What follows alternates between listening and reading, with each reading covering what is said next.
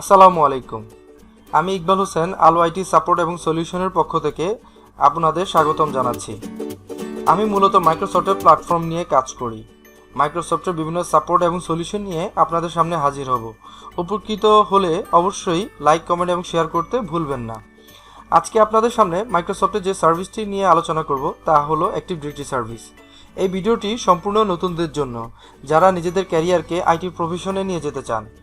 Active directory সার্ভিসের মাধ্যমে একটি অর্গানাইজেশনের সকল কম্পিউটারসমূহ সেন্ট্রালাইজড করতে পারবেন। চলুন তাহলে দেখে নেওয়া যাক কীভাবে কনফিগারেশন করবেন।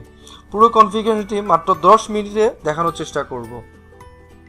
প্রথমত আপনাকে একটি অপারেটিং সিস্টেম ইনস্টল করতে হবে মাইক্রোসফটের। আমি এখানে 2019 ইনস্টল করেছি এবং আমি আমার পছন্দ মতো কম্পিউটার নেম কাস্টমাইজ করে আমি এমডিসি বসিয়েছি। আপনারা আপনাদের মতো করে বসিয়ে নেবেন। এরপর আমি নেটওয়ার্ক অ্যাডাপ্টার কনফিগারেশনে যাব। সেখানে গিয়ে আমি একটি স্ট্যাটিক আইপি বসাবো। আপনারা আপনাদের পছন্দ মতো স্ট্যাটিক আইপি বসাবেন, যেটা আপনাদের লোকালি চলতেছে।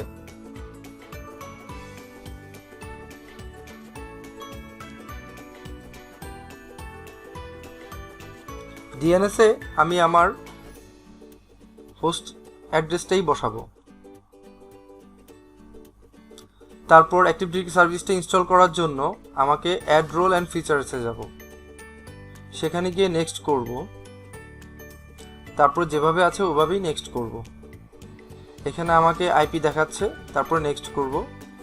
তারপর অ্যাক্টিভ ডিরেক্টরি সার্ভিসটা টিক মার্ক দিব। তারপর ডিএনএসটাও চাইলে আমি সাথে সাথে ইনস্টল দিতে পারি, ডিএনএস দিব। তারপর নেক্সট দিব। তারপর নেক্সট দিব, ইনস্টল দিব। মোটামুটি আমার অ্যাক্টিভ ডিরেক্টরি সার্ভিস ইনস্টল হওয়ার জন্য যা যা করা দরকার হয়ে গেছে। এখন ওর মতো চেক করে দেখবে যে কনফিগারেশন ঠিক আছে কিনা। যদি কনফিগারেশন সব ঠিকঠাক থাকে ও আপনাকে ইনস্টল করার জন্য পারমিশন দিবে।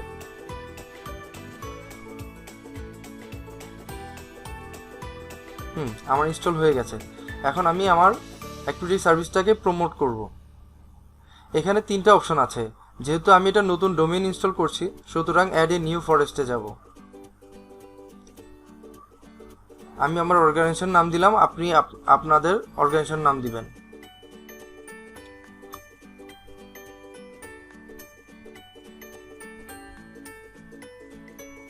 নেক্সট।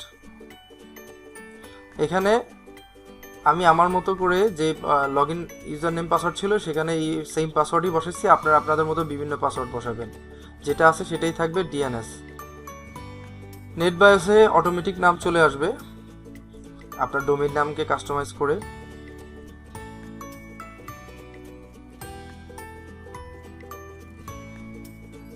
নেক্সট।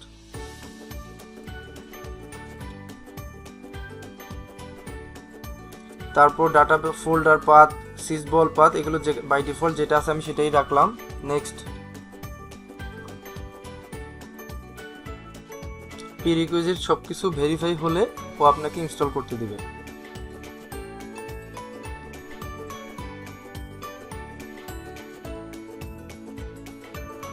এখন আমি ইনস্টল দিলাম।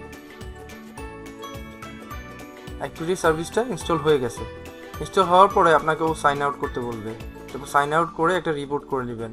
অবশ্যই রিবুট করে নেবেন, না হলে সার্ভিসটা প্রপারলি কাজ করবে না।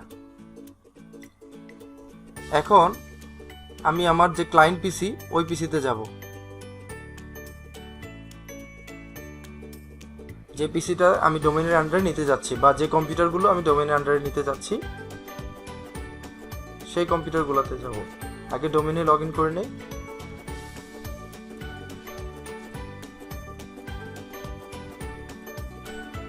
হ্যাঁ, যদি আপনার ডোমেইন প্রপারলি কনফিগার হয়ে থাকে তাহলে এখানে নতুন 2টি সার্ভিস অ্যাড হবে, এডিডিএস এবং ডিএনএস। এখন আমি আমার ক্লায়েন্ট পিসিতে যাব।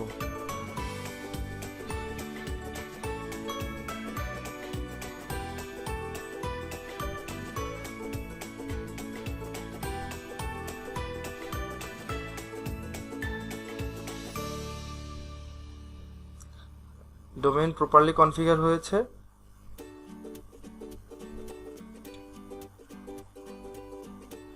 তারপর আবার চেক করছি। নেটওয়ার্ক অ্যাডাপ্টারে এখন আসেনি, ডিসেবল করে এনাবল করলেই আমার ডোমেইন নেম চলে আসার কথা।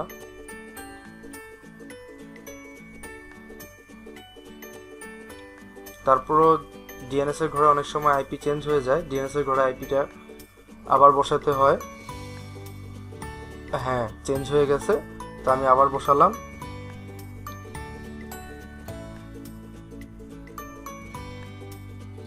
যেটা এই ডোমেইনে আপনি আইপি বসাবেন সেমটাই ডিএনএস এর ঘরে বসবে।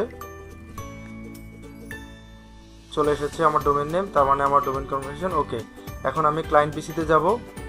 ক্লায়েন্ট পিসিতে সেম আমি ওই লোকাল হোস্টের যে আইপি রেঞ্জের আইপি বসাইছি, এখানে ওই রেঞ্জের, ওইখানে এডি সার্ভারে বসাইছিলাম হচ্ছে 2, এখানে আমি বসালাম হচ্ছে 3।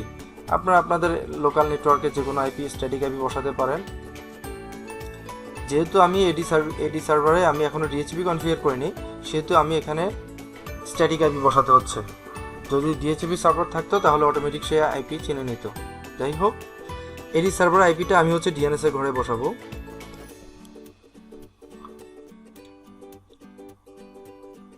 এখন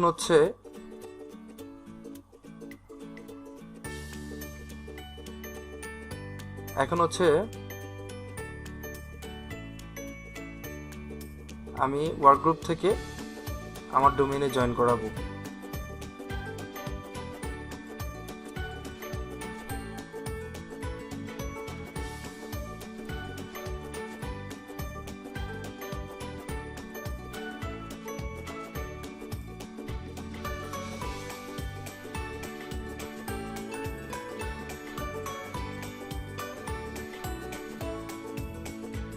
কম্পিউটার নাম চেঞ্জ করলাম, আমার ডোমেইন অ্যাড্রেস বসালাম। আমার ডোমেইনকে ক্লায়েন্ট পিসি চিনতে পারছে কিনা দেখলাম, হ্যাঁ পাইছে। এখন হচ্ছে ডোমেইন ইউজার নেম এবং পাসওয়ার্ড বসালাম, ওকে।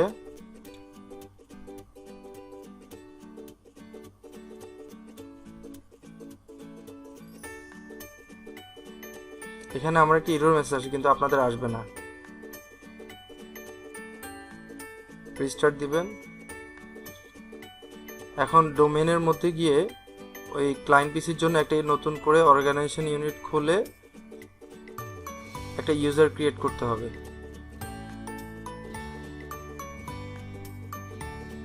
তো আমি আমাদের আইটির নামে একটা অর্গানাইজেশন ইউনিট খুললাম।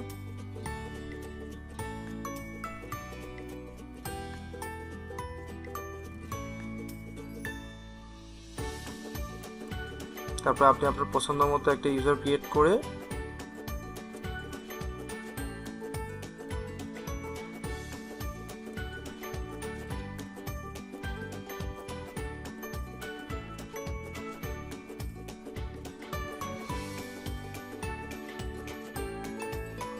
ওই ইউজারটা নতুন মাত্র যে কম্পিউটারকে আপনি ডোমেইনের আন্ডারে নিলেন ওই পিসিতে লগ ইন করবো।